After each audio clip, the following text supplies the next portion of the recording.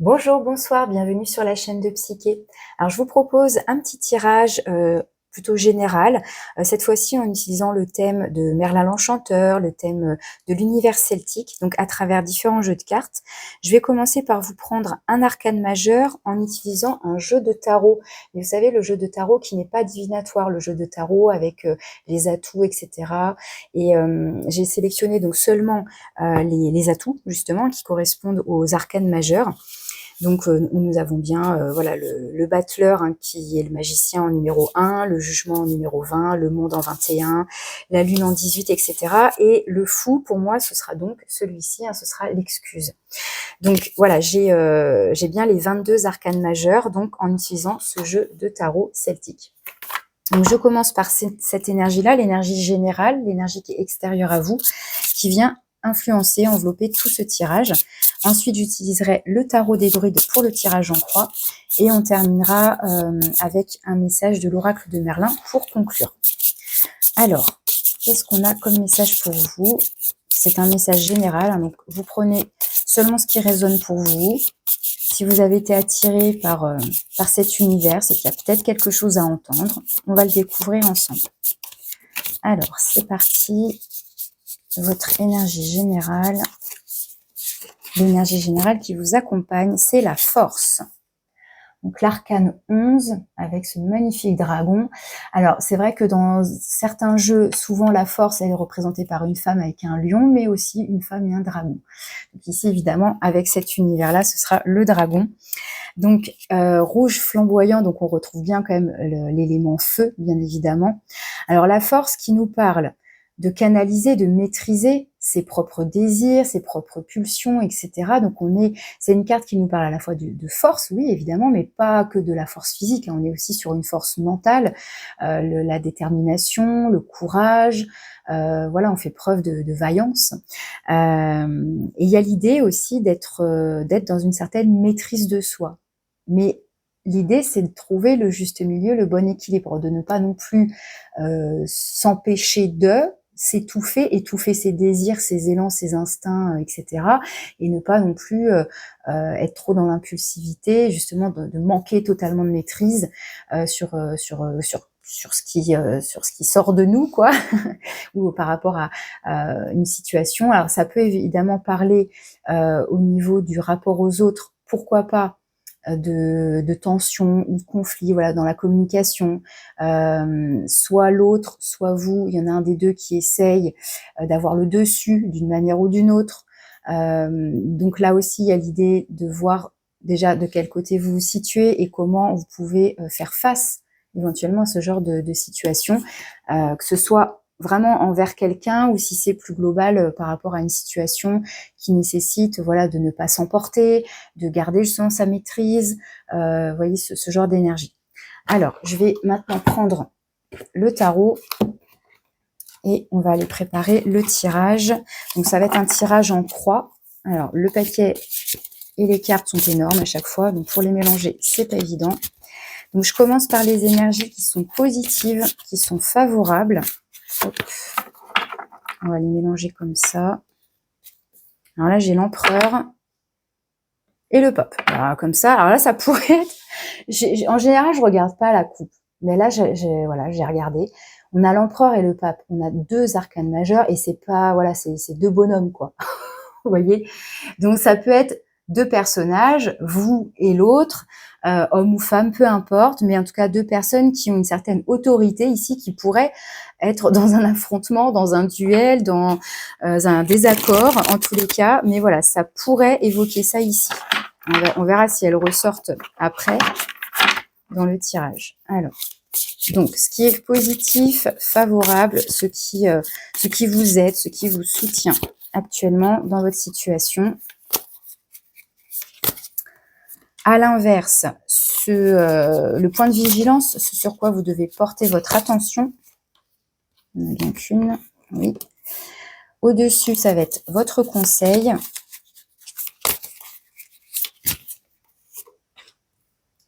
En bas, ça va être ce vers quoi vous vous dirigez potentiellement, hein, ce qui vient à vous potentiellement. Et au centre, c'est la carte de synthèse. Ça peut refléter votre état d'esprit. Alors, en dos de deck, j'ai la 8 d'épée. La 8 d'épée, vous voyez, on se sent prisonnier.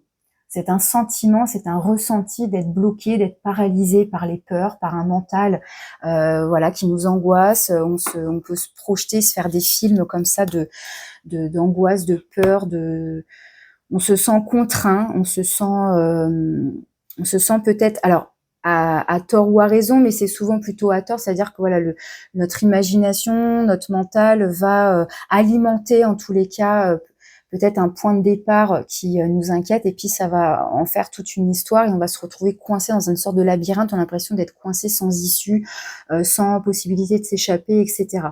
Hein, on se sent complètement, vous voyez, paralysé, ligoté, on voit rien, on ne sait pas comment s'y prendre. Donc on a tellement peur qu'on ne bouge plus. Donc, vous voyez, c'est le choix de la paralysie ici. Alors on va voir.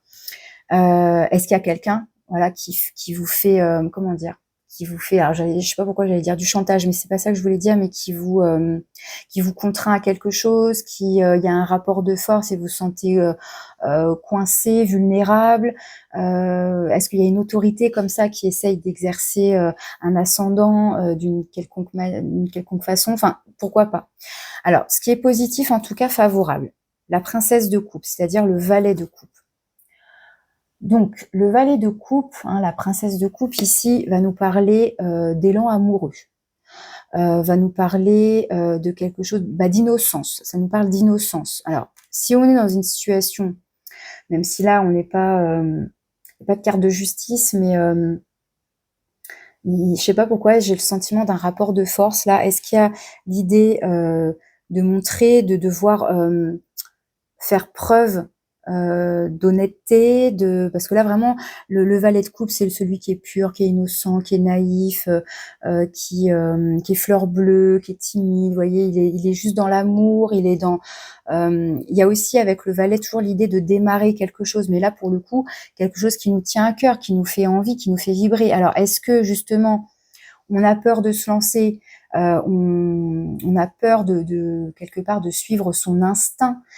Même si on vous dit que là c'est positif, c'est favorable. Ou alors est-ce que c'est un personnage qui est à vos côtés, homme ou femme, encore une fois, peu importe qui en termes de type de relation, mais qui pourrait, alors ça peut être un enfant pour le coup, puisqu'un valet va représenter quelqu'un de plutôt jeune, mais qui pourrait être soutenant, qui pourrait peut-être chasser certaines peurs, certaines angoisses. Vous voyez, en tout cas ici ce personnage-là, cette énergie-là, elle est soutenante, elle est favorable. Donc que ce soit un élan comme ça de quelque chose qui vous fait vibrer, qui vous fait envie, qui fait chanter votre cœur, on vous dit que c'est positif. Si c'est quelqu'un qui, alors que ce soit un enfant ou quelqu'un de plus âgé, mais qui a un esprit assez jeune finalement, qui semble innocent, qui semble, vous voyez, on ressent une certaine pureté en fait, normalement qui se dégage de cette personne. Ça peut être quelqu'un qui, alors, encore une fois, vous ou l'autre personne, qui ose un premier pas pour vous inviter. Vous voyez, il peut être question de ça. Alors, je continue le tirage pour essayer de comprendre et de faire les liens. Ce qui est le point de vigilance, hein, la zone d'ombre ici, voilà, ce sur quoi vous devez faire attention, la 8 de Pentacle. La 8 de Pentacle nous parle de travail, nous parle de perfectionnisme. Alors, ça peut être, on est trop concentré sur le travail, on est trop perfectionniste, ce sont des qualités aussi, on est d'accord, mais quand c'est trop extrême, et là, ça va être le point de vigilance, justement, c'est attention, prenez le temps de vous reposer, peut-être prenez le temps, comment dire, de vous détacher un petit peu du résultat ou du matériel pour aller plutôt questionner ce qui vibre d'un point de vue émotionnel, parce que là, la 8 de denier, quand elle est dans cette position, c'est que soit on est trop pointilleux dans le détail, soit on ne l'est pas assez, hein, ça va être dans les deux extrêmes. Donc soit pas assez de travail, soit trop de travail, trop de perfectionnisme, ou alors à l'arrache, voilà. Mais il y a l'idée là que le labeur, que le travail sans relâche, sans repos, est-ce que tout simplement c'est que le travail occupe trop de place? Alors je note, vous avez 2 fois le nombre 8 qui ressort, et la force c'est le nombre 8, même si ici c'est en 11, mais dans d'autres jeux on a le nombre 8 pour la force, qui peut switcher avec la justice. Donc, à vous de voir si le nombre 8 peut vous évoquer quelque chose en particulier aussi. Je continue pour voir le conseil, ça peut nous éclairer. Le conseil, c'est le pendu.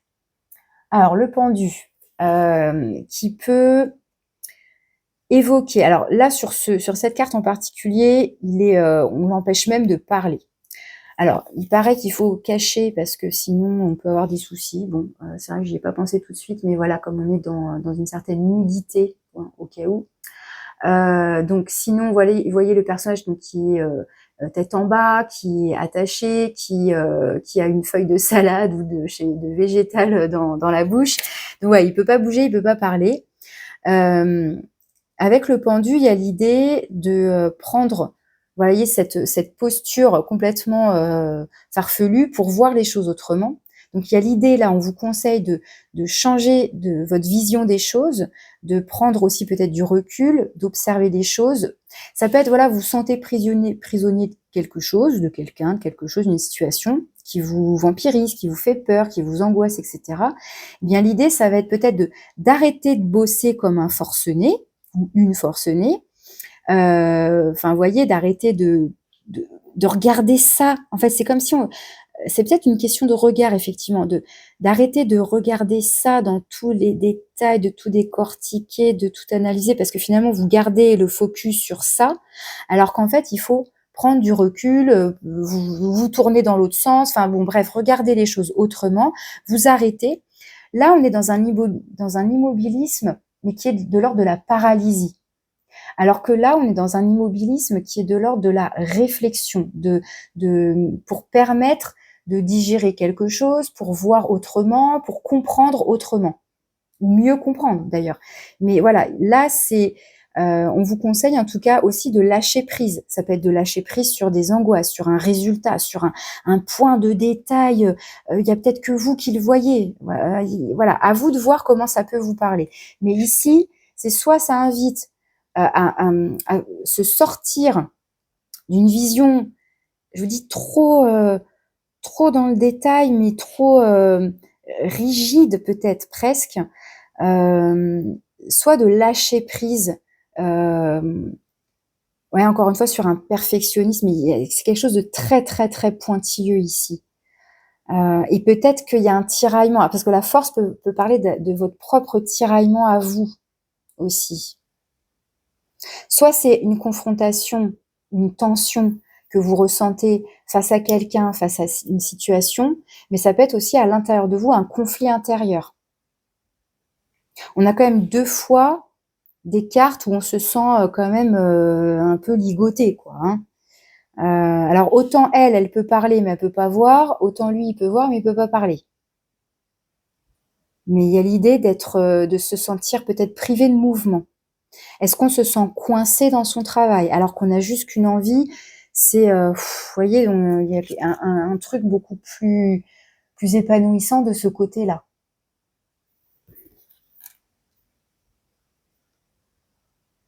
D'ailleurs, on pourrait même penser qu'on est en automne ici sur cette carte avec les feuilles d'arbres et le côté orangé qui parle aussi de lâcher prise.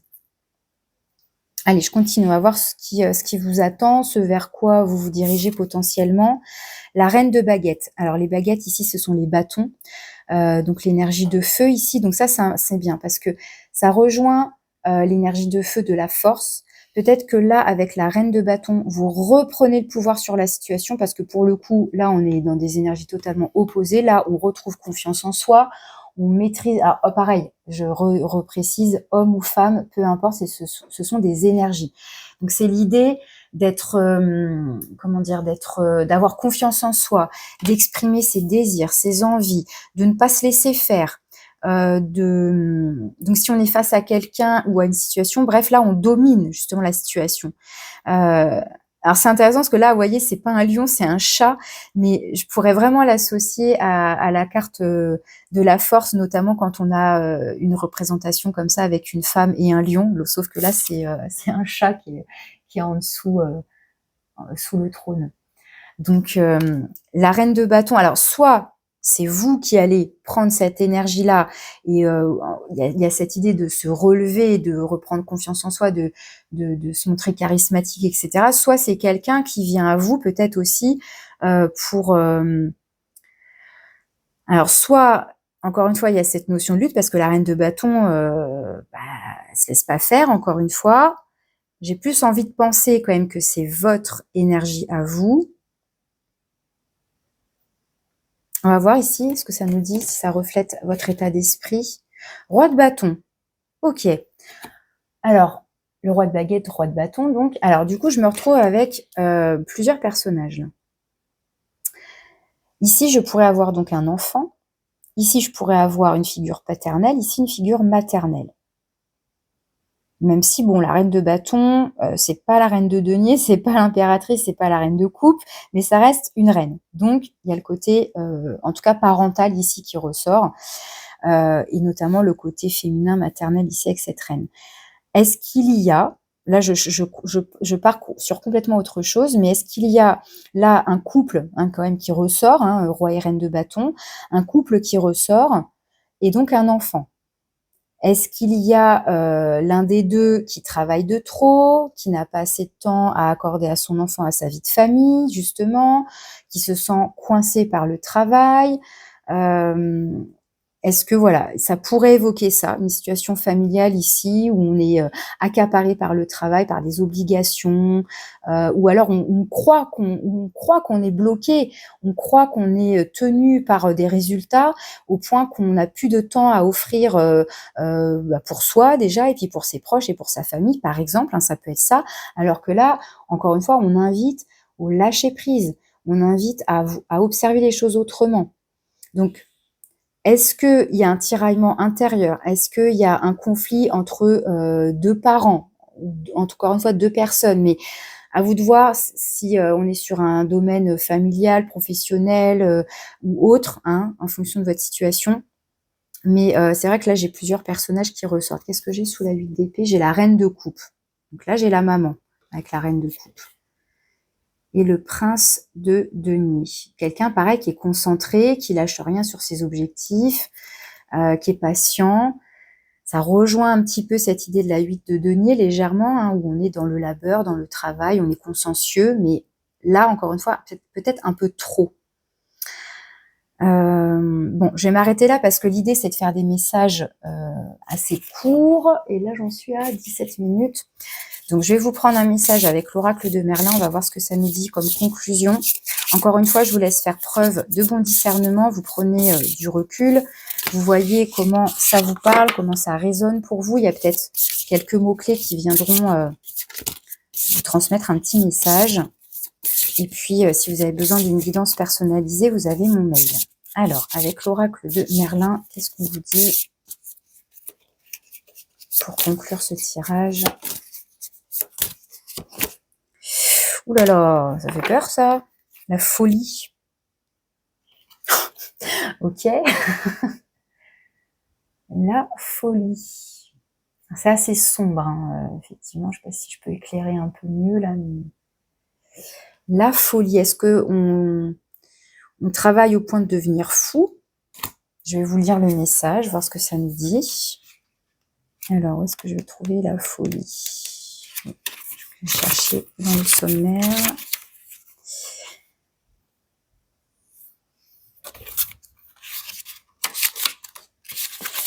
Alors, la transgression, l'inconscient et l'air. Donc, on est dans le domaine inconscient.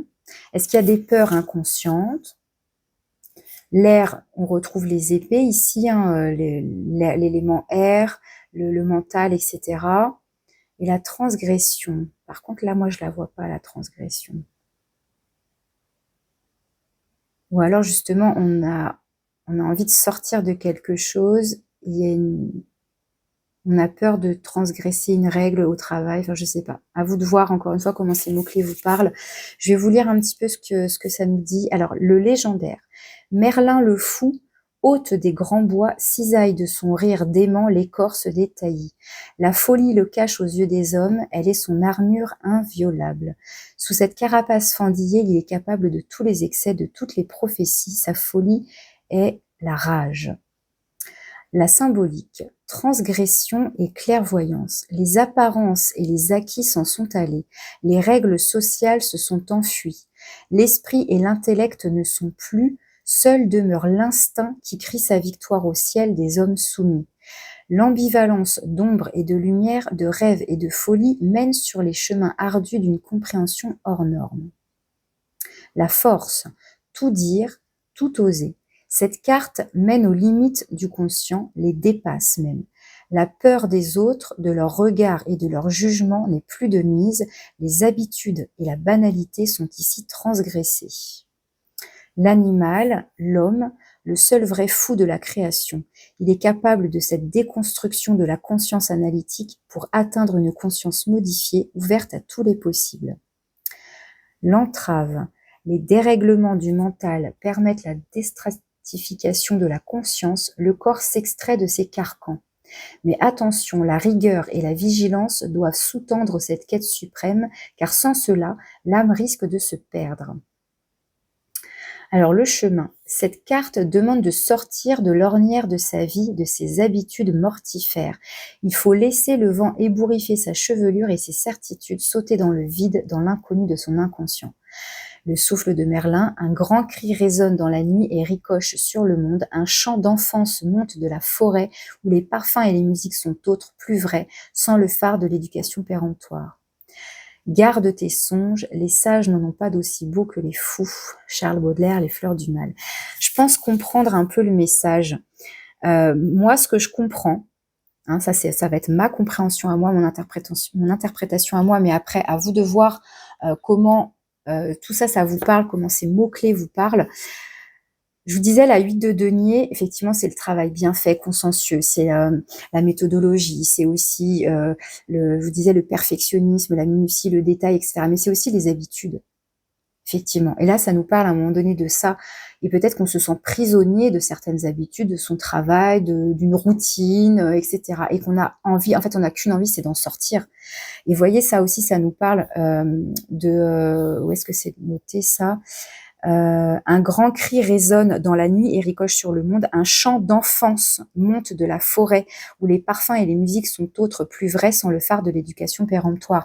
Alors, on voit pas cette princesse chanter, mais bon, la présence de l'enfant dans la forêt, tatati tatata, ça va être cette carte-là.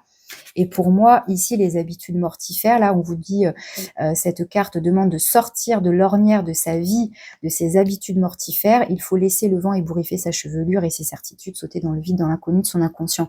Pour moi, c'est sortir de ça. Là, le fait d'avoir la tête en bas, bah, forcément, on va être décoiffé.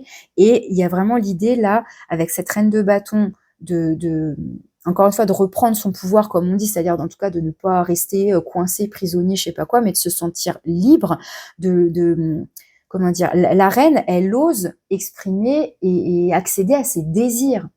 Donc la force ici, ça peut être vraiment un tiraillement intérieur de j'ai envie de faire ça, ah mais je peux pas parce que j'ai mon travail, ou c'est pas sérieux, ou c'est pas assez sérieux, ou enfin, et puis du coup bah on étouffe comme ça finalement ces instincts, on est tous ces désirs, on est tous ces pulsions, mais qui sont finalement peut-être des pulsions de vie, parce que si ça vous enferme, ça vous, enfin, vous voyez, il y a un côté, ça vous ratatine, ça vous empêche de vibrer. Enfin, là, on est là, ce sont les coupes, donc on est dans le côté émotionnel, mais là, avec le feu, les bâtons, on est dans le côté solaire. Là, on est plutôt dans quelque chose qui vous enferme, qui vous contraint, vu la 8 d'épée et puis la 8 de denier, qui est donc dans le côté négatif, le point de vigilance, c'est qu'il y a un côté enfermant, contraignant ici. Et peut-être que finalement, cette carte de la force, c'est votre propre tiraillement, votre propre conflit intérieur. Et c'est pour ça aussi peut-être qu'on a la carte de la folie, c'est qu'on a l'impression de devenir fou entre ce qu'on ressent d'un côté, nos peurs de l'autre, et donc ce tiraillement incessant, alors qui qu'il s'agit de prendre le temps d'observer la situation, peut-être de lâcher prise sur quelque chose, de s'accorder au moins peut-être un équilibre entre d'un côté le travail peut-être qui est purement alimentaire ou qui est nécessaire tout simplement pour vivre, mais d'autre côté peut-être se faire plaisir dans un projet annexe, dans une activité ou je ne sais pas après, ou juste avec ses proches au niveau du relationnel, avec ses enfants, enfin voilà, d'avoir aussi des moments où il y a plus de légèreté, plus d'amour, plus de nourriture émotionnelle, j'ai envie de dire ici, pour peut-être trouver l'équilibre. Bon, j'ai fait une vidéo un peu plus longue que ce que je voulais. Je vous laisse encore une fois prendre ce qui est important pour vous, ce qui résonne pour vous. Et je vous remercie de votre écoute. Encore une fois, si vous avez aimé, si ça vous plaît, merci de liker, de partager, de me laisser un petit commentaire si vous le souhaitez. Et puis, encore une fois, si vous avez besoin d'un tirage personnalisé, vous avez mon mail. Voilà, je vous remercie de votre écoute et je vous dis à bientôt.